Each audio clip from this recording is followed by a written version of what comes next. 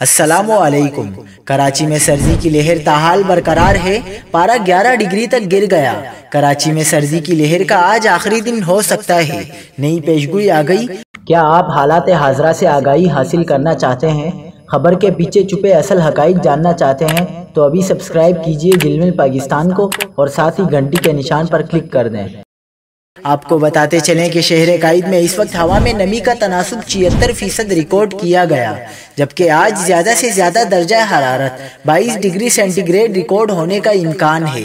महकमा मौसमियात ने बताया कि शहर में 12 किलोमीटर फी घंटा की रफ्तार से शुमाल मशरकी हवा चल रही है, जबकि आइंदा 24 घंटे शहर में बारिश का कोई इम्कान नहीं है। कराची में शदीद सर्दी की लहर अब ख़त्म हो रही है। आज सर्दी का आखिरी दिन होने का इम्कान है। फरवरी के वस्त तक मजीद 1 या 2 हल्की और दरमियानी सर्दी की लहरें मुतवक्के हैं।